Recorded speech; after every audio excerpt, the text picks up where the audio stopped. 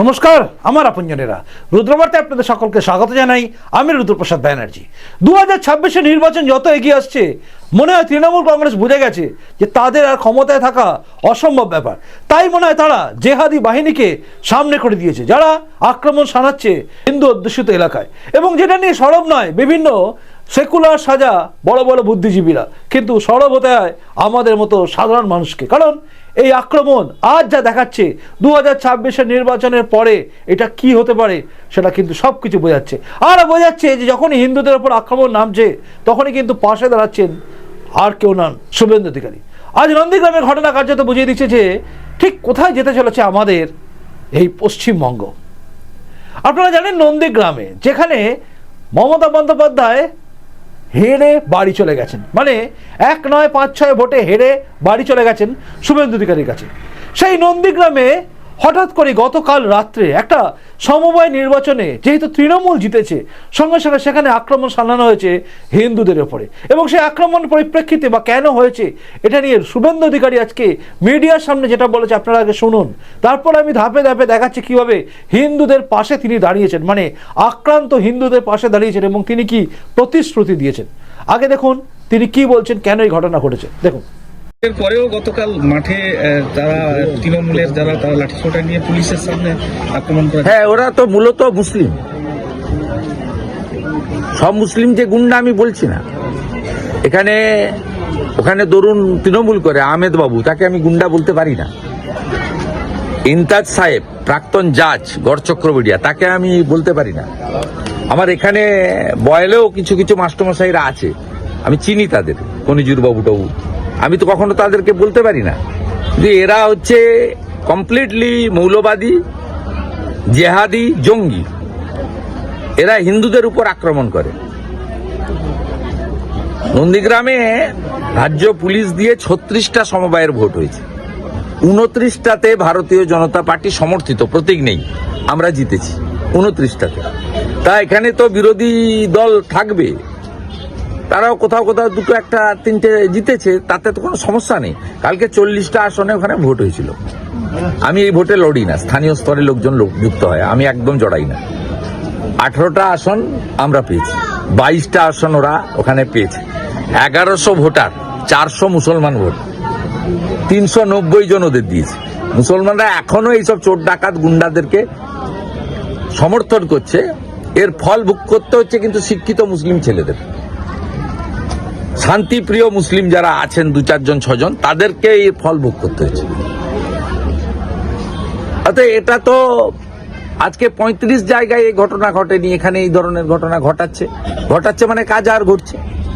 পঞ্চায়েত নির্বাচনে ওখানে রোশনরা দায়িত্ব ছিল, রোশন বাবুরা এখন আইপ্যাক দায়িত্ব বদল করে দেখছে যে তৃণমূলের যে পুরনো লোক বা ভদ্রলোকদের দিয়ে ভোট হচ্ছে না, তাই খুনি গুন্ডাদের হাতে তুলে দিয়েছে। সঙ্গে এখানকার আইসি আছেন, সঙ্গে ভাইপো এসপি আছেন, মুখ্যমন্ত্রীর পাঠানো এসপি ইনচার্জ, এসব করে কিন্তু আলটিমেটলি কোনো লাভ হবে না, কোনো লাভ হবে না। দেখলেন এই হরিজন পল্লী যেটা রানী চকে রয়েছে, এখানে একটা সমবায় সমিতি নির্বাচন হয়েছিল এবং সেই নির্বাচনে তৃণমূল কংগ্রেস জিতে গেছে। 400টা মুসলিম তারা আছে সদস্য, সেই 400 জনের মধ্যে 390 জনই ভোট দিয়েছে তৃণমূলকে, তাই তারা জিতেছে। এটা শুভেন্দু অধিকারী পরিষ্কার করে বলছেন, মানে হিন্দুরা একত্রিত হই না, কিন্তু মুসলিমরা ইউনাইটেডলি তৃণমূলকে ভোট দিয়েছে এবং তারপরেই আক্রমণ শানিয়ে দিয়েছে একদম বেছে বেছে হিন্দুদের বাড়ি, আর যেটা হরিজন পল্লী। দেখুন অন্যান্য রাজ্যে কোথাও যদি হরিজনদের উপর সামান্য আক্রমণ হয়, সেটা যদি বিজেপি শাসিত রাজ্য হয়, তাহলে কিন্তু এখানে এই রাজ্যে বিভিন্ন সেকুলার সাজা লোকেরা, বুদ্ধি বেঁচে খাওয়া লোকেরা, মানে বুদ্ধিজীবীরা, তারা রাস্তায় নেমে পড়ে, প্রতিবাদ করে।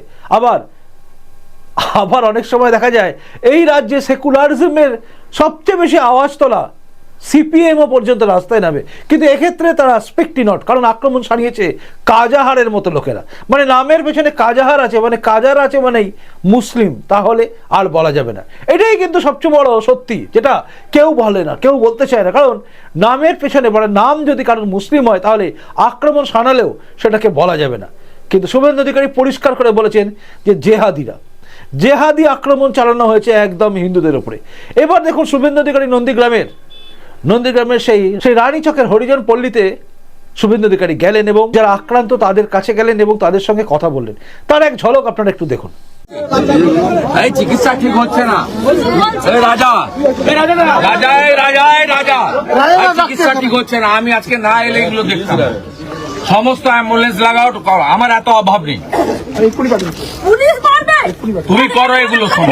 সমস্ত প্রাইভেট জায়গায় নিয়ে যাও। আগে এসে আমাদের বাড়িতে মারধর করে টালি ভেঙে দিয়ে আগে যখন যুদ্ধ হচ্ছিল এরকম মারধর করছিল। এখানে আগে এসে টালি ভেঙে ঘর ভেঙে দিয়ে আগে যখন যুদ্ধ হয়েছিল সেরকম করছিল। গাড়ি এসে সেইরকমই। কত রাত্রে এসছে? 12টা 12:30 বাড়ি পর্যন্ত টর্চ লাইট লাগিয়ে। হ্যাঁ, আর পুলিশ তো টর্চ মেরে চলে আসছে। মানে উল্টাপাল্টা পুলিশ সঙ্গে ছিল ওদের সঙ্গে। উল্টাপাল্টা ভাষা বলে আমাদেরকে পুলিশ মারছে এবং গালাগালি দিয়ে দৌড় করাচ্ছে আমাদেরকে। একসঙ্গে এসছে, মারপিট করতে এসছে, ফটো পুলিশ এসছে। আর ওই যে ওইখানে ওই বাড়িতেও গেছে। দেখা বলছে কালকে পরশু দিনকে বলছে ভোটটা হয়ে যাক দেখাবো তোদের। ঠিক আছে, তোদের পড়লে দেখাবো দেখা বলছে। শক্ত আছিস তো? হ্যাঁ, একদম শক্ত আছিস তো? একদম শিবাজি মহারাজের নাম নিয়ে শক্ত থাকবি। আছি স্যার। হিন্দু নয়, একদম শক্ত থাকবি তুই। কালকে সারা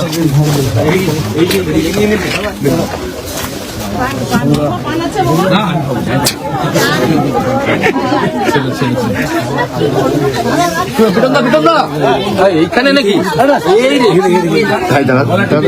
এইখানে ঢুকি আমার যে তৃণমূল আর জিহাদি পুলিশ একসঙ্গে এই বাবা সাহেব আম্বেদকর এই জন্য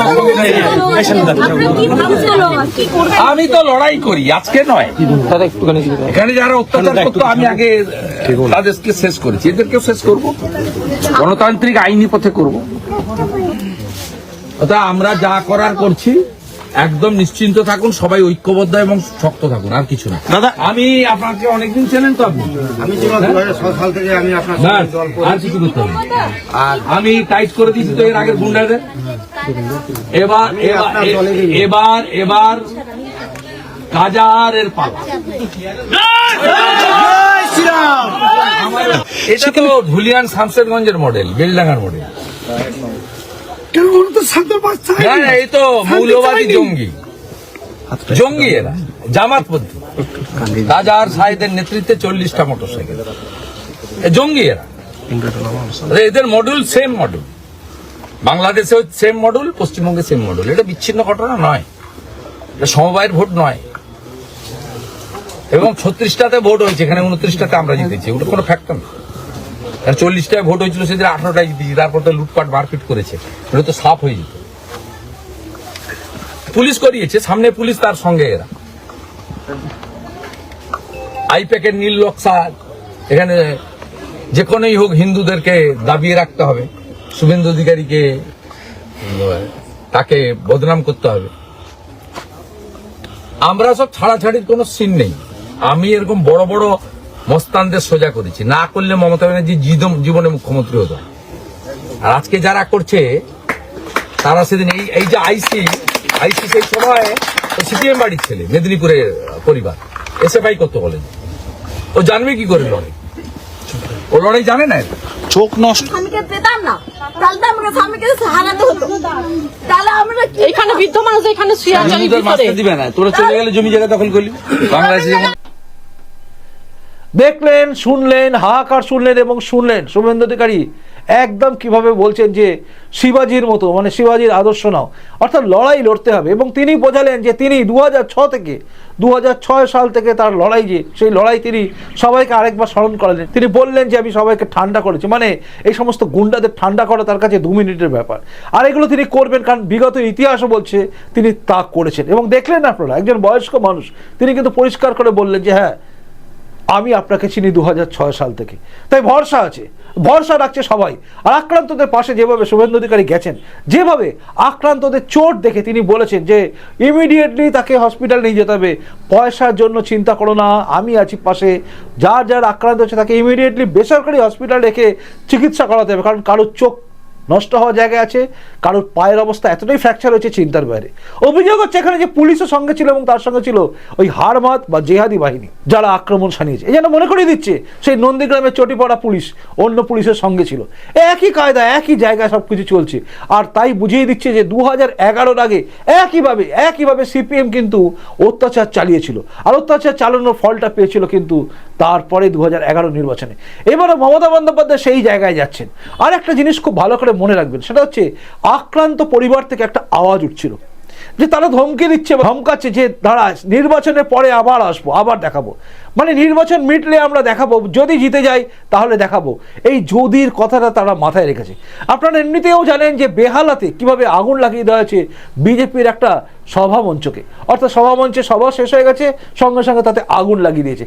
এই যে একটা ভয়ঙ্কর জিনিস চলছে, মানে বুঝিয়ে দিচ্ছে এখন থেকে যদি কোনো কারণে জেতে তৃণমূল তাহলে তারা কি অত্যাচার করবে, কিভাবে বাংলাকে ছাড়খাড় করে দেবে। আর এটাও কিন্তু সাধারণ মানুষকে আজকে বুঝতে হবে। যারা একদিন বামফ্রন্টের বিরুদ্ধে রাস্তায় নেমেছিলেন সেই সমস্ত বুদ্ধিজীবীরা আজকে হয়তো তারা শীত ঘুমে চলে গেছেন, কারণ তাদের আর মনে হচ্ছে না যে আবারও রাস্তায় নামতে হবে। বামফ্রন্টের হাত থেকে মুক্তি পেয়েছিল মানুষ, যে সমস্ত লোকেরা লড়াই লড়েছিল, ময়দানে ছিল, অরাজনৈতিক ব্যক্তিত্ব, আজ তাদের উচিত আবারও রাস্তায় নামা। কারণ এই যে রাজ্য যেখানে যাচ্ছে সেদিকে যদি আপনি একটু খেয়াল করেন, মানে এখন যা দেখছে তো ট্রেলার, এর যদি পুরো সিনেমা হয় তাহলে কি হতে পারে, মানে কি ভয়ঙ্কর দুর্দশা হবে আমাদের রাজ্যে সেটা চিন্তা করুন। বুদ্ধিজীবী মহল যাদেরকে বলা হয়, যারা বুদ্ধি নাকি রাখেন মাথায়, তাদের মাথায় কি এটা ঢুকছে না যে 2026-এ আবারও যদি এই তৃণমূল কংগ্রেস আসে তাহলে তো সেই দুর্নীতি থাকবে, স্বজন পোষণ থাকবে, এমনকি যে সমস্ত মহিলাদের উপর অত্যাচার হচ্ছে সব হবে, তার সঙ্গে সঙ্গে ভয়ঙ্করভাবে হবে এই রাজ্যে আক্রমণ বিরোধীদের ওপরে, এবং যে আক্রমণ হয়তো বিরোধী দলের ওপর হতে হতে শেষকালে চলে যাবে হিন্দুদের ওপরে। কারণ হিন্দুরাই বিজেপিকে ভোট দেবে বলে একটা বদ্ধমূল ধারণা কিছু কিছু মানুষের মধ্যে ঢুকে গেছে, যাদের হয়তো মগজ ধোলাই করা হয়ে গেছে অন্য কোনো ক্ষেত্র থেকে, অন্য কোনো প্রান্ত থেকে, যে এটাকে গ্রেটার বাংলাদেশ করতে হবে। বোঝা যাচ্ছে না শেষ পর্যন্ত কি হবে। কারণ মমতা বন্দ্যোপাধ্যায় যাদের নিয়ে লড়াইয়ের ময়দানে নামাচ্ছেন বা আইপ্যাক যাদের নামাচ্ছেন বলে অভিযোগ, সেই তারা কিন্তু অনেকাংশেই বাংলাদেশ থেকে এবং পাকিস্তান থেকে পাঠানো জেহাদি অনুপ্রেরণায় অনুপ্রাণিত হচ্ছে, এবং তাদের চোখে স্বপ্ন, অনেকের চোখে স্বপ্ন আছে যে গজবে হিন্দ করবে, দারুল ইসলাম করবে। তো সেই চিন্তাধারা মানুষের লোকেরাও কিন্তু চারিদিকে স্প্রেড করে আছে।